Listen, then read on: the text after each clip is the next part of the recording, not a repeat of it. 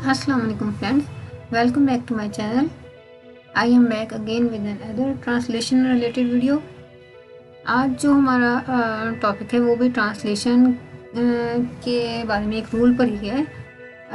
जो रूल है वो हम डिस्कस करते हैं अभी। पहले उसके बारे में हम थोड़ी सी डिटेल पढ़ लें, फिर आपको उस रूल का ठीक से पता चल जाएगा। मैंने आपको सेंटेंस दिया था फेसबुक पेज पर कि उस्ताद की क्लास में दाखिल होने पर तलबा खड़े हो गए। ठीक है, अब इस सेंटेंस को हमने ट्रांसलेट करना है और इसके लिए जो रूल है पहले हम वो समझते हैं, फिर बाद में हमने इसको ट्रांसलेट करना है। अच्छा जी, जो रूल है इसके लिए वो देख लें। जो सेंटेंस है हमारा जो हमें आज ट्रांसलेट करने हैं, जो उनके लिए जो रूल है वो ऐसे है कि अगर हमारे पास इस तरह का सेंटेंस हो कि ऐसे दो या दो से ज़्यादा फ़िक्रात, यानी कि दो सेंटेंसेस हैं या दो से ज़्यादा सेंटेंसेस हैं जिनमें से हर एक का अपना सब्जेक्ट हो, यानी दो सेंटेंसेस हैं और दोनों में अपना अपना एक सब्जेक्ट है और दोनों फ़िक्रात में दो काम हो रहे हों, यानी दोनों में अपना अपना सब्जेक्ट है और दोनों सेंटेंसेस में दो वर्ब हैं, दो काम हो रहे हैं, लेकिन पहले काम में वजह बताई गई हो और दूसरे हिस्से में इसका नतीजा सामने आ रहा हो। यानी कि जो पहला सेंटेंस है उसमें रीज़न है कि क्या हो रहा है, किस वजह से हो रहा है, और जो नेक्स्ट सेंटेंस हमारा होगा उसमें उसका रिजल्ट सामने आ रहा होगा। तो उनको हम कैसे ट्रांसलेट करेंगे? ऐसे फ़िक्रात अगर एक्टिव वॉइस में हों तो उनके लिए हम क्या करेंगे? हैविंग प्लस वर्ब की थर्ड फॉर्म यूज़ करेंगे। ठीक है, हैविंग प्लस वर्ब की थर्ड फॉर्म जो है वो परफेक्ट पार्टिसिपल है, इसको हम यूज़ करेंगे। पार्टिसिपल का आपको पता ही होगा, अगर नहीं पता तो मैं बता दूं कि वर्ब में जब ing यूज़ करते हैं तो वो पार्टिसिपल बन जाता है, वो प्रेजेंट पार्टिसिपल होता है। लेकिन जो थर्ड पार्टिसिपल है उसमें हैविंग प्लस वर्ब की थर्ड फॉर्म यूज़ होती है। तो जो हमारे आज के सेंटेंसेस हैं जिनको हमने ट्रांसलेट करना है उनमें हम परफेक्ट पार्टिसिपल ही यूज़ कर रहे हैं। ठीक है, अगर हमारा फिक्रा एक्टिव वॉइस में है तो हम उसके लिए परफेक्ट पार्टिसिपल को जो यूज़ करेंगे उसके स्ट्रक्चर को मैं बताऊंगी। और अगर हमारा जो सेंटेंस है वो पैसिव वॉइस में है तो उसके लिए भी परफेक्ट पार्टिसिपल ही यूज़ करेंगे, लेकिन उसके लिए हैविंग बीन आ जाएगा। हैविंग बीन प्लस वर्ब की थर्ड फॉर्म यूज़ होगी। जैसे पैसिव वॉइस में अगर आपने पैसिव वॉइस किए हैं तो आपको पता होगा कि पैसिव वॉइस करते हुए बीन आता है और बाद में थर्ड फॉर्म यूज़ होती है। तो चूँकि हम यहाँ पे परफेक्ट पार्टिसिपल यूज़ कर रहे हैं तो परफेक्ट पार्टिसिपल में हैविंग प्लस वर्ब की थर्ड फॉर्म यूज़ होती है, लेकिन अगर कोई सेंटेंस हमारा पैसिव वॉइस में है तो उसके लिए हम हैविंग बीन यूज़ करेंगे। हैविंग बीन प्लस वर्ब की थर्ड फॉर्म, इसको हम परफेक्ट पार्टिसिपल का पैसिव वॉइस कहेंगे। यानी वो पैसिव वॉइस में जो सेंटेंस है तो उसके लिए हम परफेक्ट पार्टिसिपल को इस तरह से यूज़ करेंगे। अच्छा, ये जो सारा जो हमने यूज़ करना है इसको नॉमिनेटिव एब्सोल्यूट भी कहते हैं। ठीक है, अब इसको ग्रामर में कहते हैं नॉमिनेटिव एब्सोल्यूट। हमने इसमें नहीं जाना कि ये ग्रामर में क्या चीज़ है और क्या है। हमने चूँकि ट्रांसलेट करना है सेंटेंसेस को तो हम इसी पर फोकस करेंगे कि हमने ट्रांसलेट किस तरह से करना है। उस रूल को बस थोड़ा सा हमने याद कर लेना है। अच्छा, जो इसमें मेन पॉइंट्स हैं वो दोबारा से एक बार हम रिपीट कर लें तो याद हो जाएगा क्या करना है। ऊपर मैंने स्ट्रक्चर लिखा हुआ है, पहले वो देख लें। स्ट्रक्चर किस तरह से होगा? सब्जेक्ट होगा सबसे पहले, फिर हमने परफेक्ट पार्टिसिपल यूज़ करना है हैविंग प्लस वर्ब की थर्ड फॉर्म, फिर एक और सब्जेक्ट होगा, फिर एक और वर्ब होगा, फिर उसके बाद जितने भी अदर वर्ड्स हैं सेंटेंस में वो उसको ट्रांसलेट कर देंगे। अच्छा जी, किस तरह के सेंटेंसेस को हमने ट्रांसलेट करना है, उसकी क्या कंडीशन होनी चाहिए कि वो सेंटेंसेस इस तरह हों कि दो से ज़्यादा जो फिक्रात हैं उनमें से हर एक का अपना सब्जेक्ट हो। इस तरह का जो सेंटेंस होगा उसको हमने आज ट्रांसलेट करने हैं कि दो सेंटेंसेस हों या दो से ज़्यादा सेंटेंसेस हों, उनमें हर एक का अपना सब्जेक्ट हो। दूसरा पॉइंट क्या है कि दोनों फिक्रात में अलग अलग वर्ब हों, यानी जो भी सेंटेंसेस है उनमें वर्ब उनका अलग अलग हो। लेकिन तीसरी कंडीशन क्या है? फिक्रे के जो पहले हिस्से में हो वर्ब उसमें वजह बताई गई हो और जो दूसरे हिस्से में वर्ब आ रहे हैं उसमें उसका रिजल्ट आ रहा हो। इस तरह के सेंटेंसेस अगर हों हमें नजर आए तो हमने इस रूल के अंडर उनको ट्रांसलेट करना है। और उर्दू में जो फिक्रात आपको यहाँ पे नजर आएंगे उनमें पर होगा, यानी होने पर, आने पर, जाने पर, इस तरह के वो बीच में आपको वर्ड्स नजर आएंगे। जब आप इसकी एग्जांपल्स देखेंगे तो आपको अच्छी तरह से क्लियर हो जाएगा। जो सबसे पहले हमने ट्रांसलेट करने हैं वो परफेक्ट पार्टिसिपल में जो एक्टिव वॉइस सेंटेंस हैं उनको ट्रांसलेट करना है। तो हम देख लेते हैं कि हमने उनको कैसे ट्रांसलेट करना है। स्ट्रक्चर मैंने ऊपर लिखा हुआ है ताकि आपको वो याद रहे कि हम किस स्ट्रक्चर के अंदर उसको ट्रांसलेट कर रहे हैं।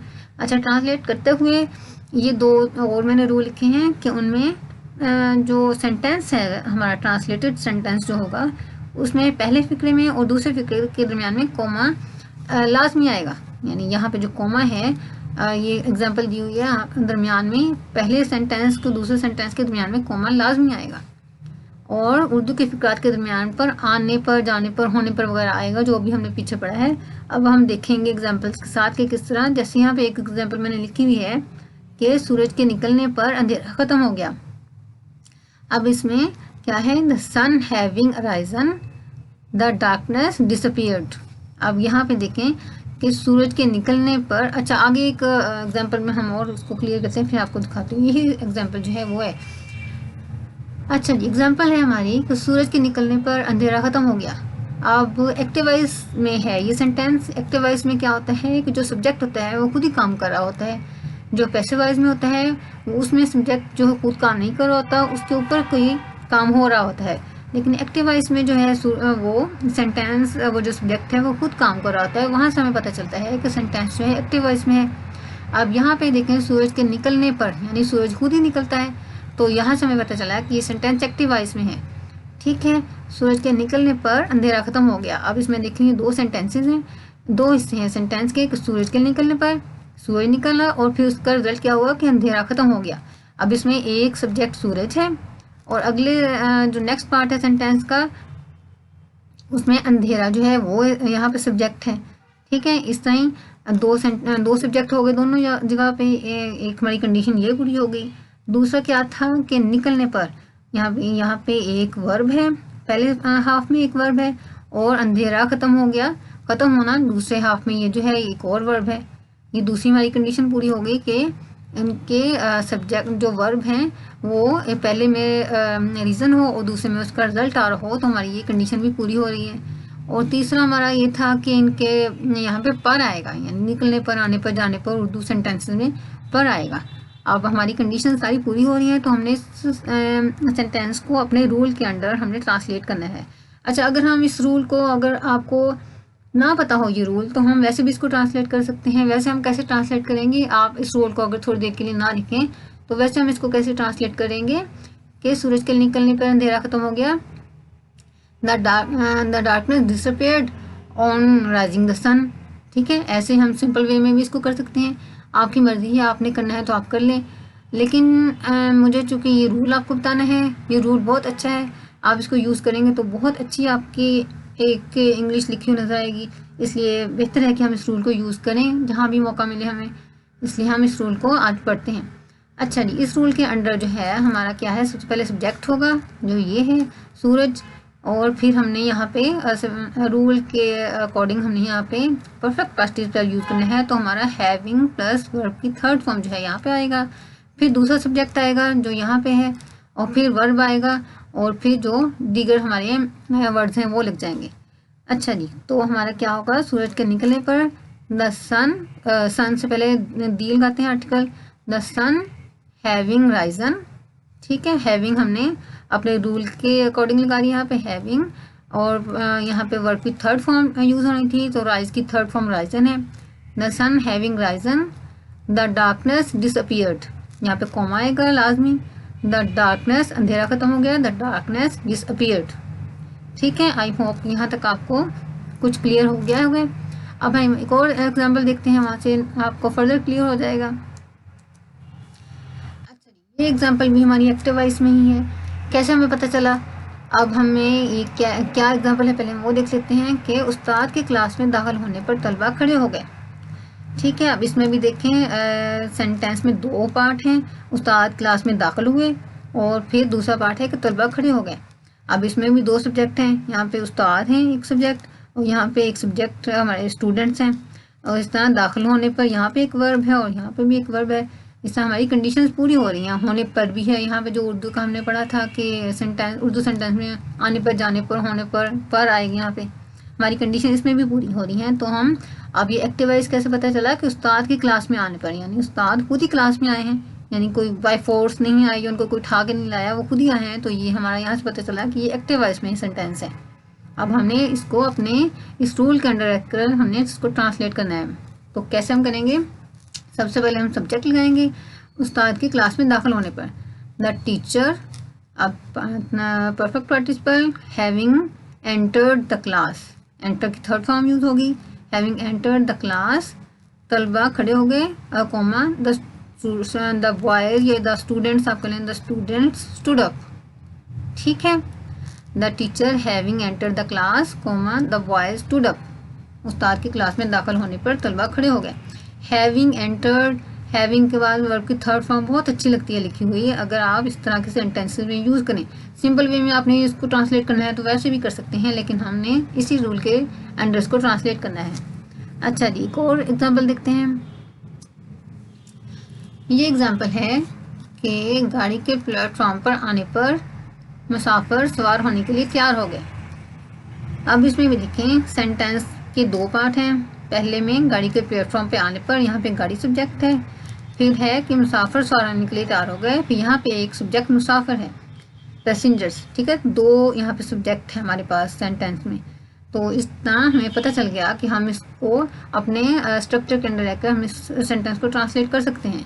और फिर इसमें जो है कि प्लेटफॉर्म पर आने पर, यानी यहाँ पे रीज़न है और यहाँ पे इसका रिजल्ट है कि वो सवार होने के लिए तैयार हो गए। तो हमारी सारी कंडीशंस पूरी हो रही हैं, तो हम इसको फिर उसी से ट्रांसलेट करेंगे। गाड़ी के प्लेटफॉर्म पर आने पर the train having arrived, arrive की थर्ड फॉर्म अराइव्ड लगी।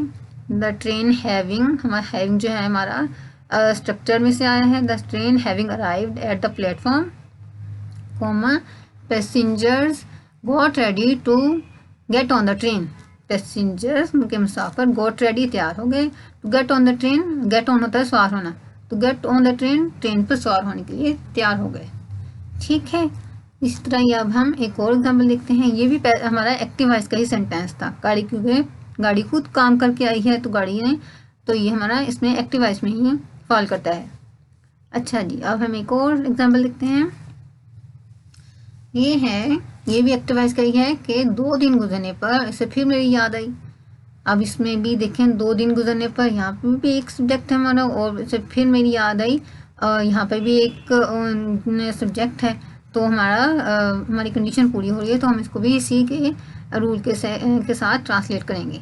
इसको कैसे करेंगे, 2 days हैविंग स्पेंट, या 2 days हैविंग पास्ट भी आप लिख सकते हैं। यहाँ पे मैंने स्पेंड लिखा है, स्पेंड की third form spent, 2 days having ये आ गया, हैविंग वर्ब की थर्ड फॉर्म स्पेंट आ गई। 2 days हैविंग स्पेंट, कॉमा, इससे फिर मेरी याद आई, ही अगेन थॉट ऑफ मी, ठीक है। ही अगेन थॉट ऑफ मी, ये इसका दूसरा पार्ट जो है उसको हमने कॉमा के बाद ट्रांसलेट कर दिया। अच्छा, ये एग्जांपल हमारी एक्टिव वॉइस में थी।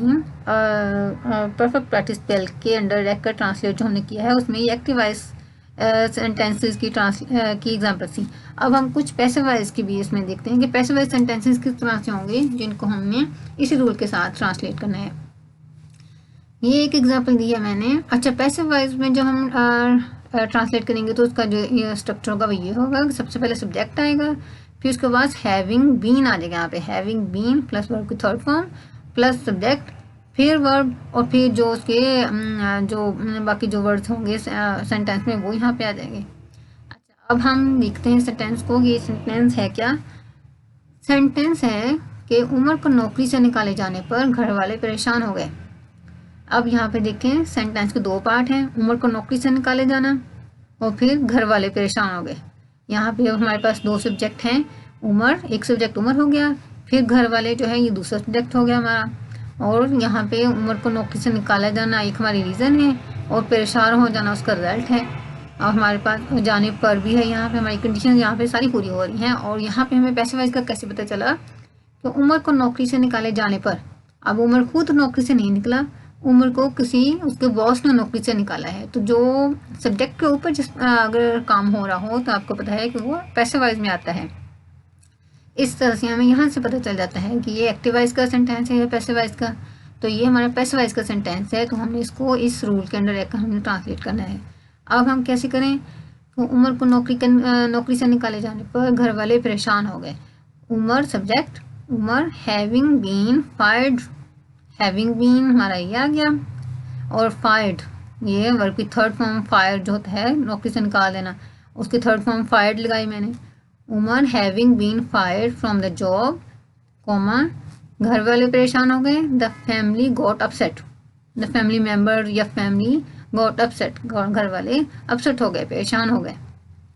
ठीक है, ये हमारा एक पैसिव वॉइस में परफेक्ट पार्टिसिपल के साथ हमारा एक सेंटेंस था। अब एक और एग्जांपल देख लेते हैं इसी के लिए। अब ये देखें, कुर्सी के तोड़ दिए जाने पर बच्चे को सज़ा मिली। अब यहाँ से कैसे पता चला हमें कि ये हमने इस स्ट्रक्चर में ट्रांसलेट करना है कि नहीं। यहाँ पे हमने कंडीशंस पहले इसकी पूरी करनी है। क्या कंडीशन है कि पहले इस समय कुर्सी के तोड़ दिए जाने पर, कुर्सी हमारे पास सब्जेक्ट है, फिर बच्चे को सज़ा मिली, फिर यहाँ पे जो बच्चा है वो एक सब्जेक्ट है, और कुर्सी का तोड़ना जो है हमारा एक रीज़न है, और उसको सज़ा मिलना एक रिज़ल्ट है। ठीक है, इस तरह हमारी कंडीशन भी पूरी हो रही हैं। तोड़ दिए जाने पर, यहाँ पे पर भी आ रहा है जाने पर, तो अब हम इसी के अंडर रहकर इसको ट्रांसलेट करेंगे। और हमारा ये पैसिव वॉइस में है। पैसिव वॉइस में कैसे पता चला कि कुर्सी को तोड़ दिए जाने पर, अब कुर्सी खुद तो टूटती नहीं है, कुर्सी को कोई उठा के मारेगा या कुछ करेगा तो ही वो टूटेगी। तो हमारा पता चल गया कि सब्जेक्ट के ऊपर काम हो रहा है, तो ये पैसिव वॉइस का सेंटेंस है। अब हमने इसको परफेक्ट पार्टिसिपल में रहकर ट्रांसलेट करना है। तो कैसे करेंगे, the chair having been broken, ठीक है, हैविंग बीन और थर्ड फॉर्म ब्रेक की ब्रोकन आ गई। The chair having been broken, comma the kid was punished, the kid was punished बच्चों को सजा मिली। चेयर के तोड़ दिए जाने पर बच्चे को सजा मिली। ठीक है, एक और सेंटेंस लिखते हैं। अच्छा, ये सेंटेंस है हमारा कि कप्तान के मारे जाने पर फौज भाग गई। अब इसमें भी कप्तान के मारे जाने पर, कप्तान सब्जेक्ट है, फिर दूसरा सब्जेक्ट हमारा दूसरे पार्ट में फौज आ रहा है, फौज वो दूसरा सब्जेक्ट है, दोनों पार्ट्स में एक सब्जेक्ट आ रहा है। और मारे जाने पर यहाँ पे एक रीज़न है हमारी वर्ब में, और फौज भाग गई यहाँ पर हमारा उसका रिजल्ट आ रहा है वर्ब में। ठीक है, और जाने पर भी आ रहा है, तो हमारा भी सारी कंडीशन पूरी हो रही है इसमें भी। और कप्तान के मारे जाने पर, अब मार जाना, कप्तान खुद तो मरा नहीं, किसने उसको मारा है, तो ये भी यहाँ से पता चल गया कि ये पैसिव वॉइस में हम इसको ट्रांसलेट करने जा रहे हैं, तो हम इस रूल के अंदर इसको रहकर ट्रांसलेट करेंगे। अच्छा, कैसे ट्रांसलेट करेंगे, कप्तान के मारे जाने पर, the captain having been killed, kill की थर्ड फॉर्म किल्ड होगी, the captain having been killed, comma the army ran away, army भाग गई। ठीक है, अब इसी तरह हम एक और एग्जांपल देखते हैं कि दरख्त के लगाए जाने पर शहरियों ने हुकूमत का शुक्रिया अदा किया। अब इसमें भी वही है कि एक दरख्त सब्जेक्ट है और यहाँ पे शहरी दूसरे सब्जेक्ट हैं, और यहाँ पे दरख्त लगाना एक हमारा रीज़न है और शुक्रिया अदा करना हमारा उसका रिजल्ट है, और ये है हमारा पैसिव वॉइस। तो हमने इसको ऐसे ही ट्रांसलेट करना है। अच्छा जी, दरख्त के लगाए जाने पर, the trees having been planted, plant होता है पौधे का लगाना, किसी भी प्लांट का लगाने को प्लांटेड कहते हैं, तो यहाँ पे दरख्त के लगाने के लिए हमने प्लांट की थर्ड फॉर्म प्लांटेड लगा दी। The trees having been planted, comma शहरियों ने हुकूमत का शुक्रिया अदा किया। The citizens thanked the government, the ठीक है। अब इस यहाँ से हमें क्लियर हो गया कि जो हमारे एक्टिव वॉइस सेंटेंसेस थे वो किस तरह से थे और पैसिव वॉइस किस तरह से थे, और जो हमारी कंडीशन है वो पूरी हो रही हो, तो हमने परफेक्ट पार्टिसिपल के अंडर रख कर उनको कैसे ट्रांसलेट करना है। नॉमिनेटिव एब्सोल्यूट का ही हमारा टॉपिक था, और उधर में नहीं गई कि ये हमारा कौन सा रूल है और हमारा ग्रामर में किस जगह पे ये यूज़ हो रहा है। हमने सिर्फ ट्रांसलेशन करने के लिए हमने इस स्ट्रक्चर को उठाया है। स्ट्रक्चर को आप अच्छी तरह से याद कर लें, और जो कंडीशंस हैं उनको आप थोड़ा सा अपने माइंड में रखें, तो आप जहाँ भी इस तरह के सेंटेंस आपको नजर आएंगे तो उनको आप इस रूल के अंडर रहकर ट्रांसलेट करेंगे तो बहुत अच्छे लगेंगे लिखे हुए। आई होप कि आपको क्लियर हो गया होगा। अगर नहीं क्लियर हुआ तो फिर से एक बार वीडियो को देखें, आपको फर्दर क्लियर हो जाएगा, और फिर आप अच्छी तरह से उसको खुद से अपने यूज़ करने के लिए तैयार हो जाएंगे।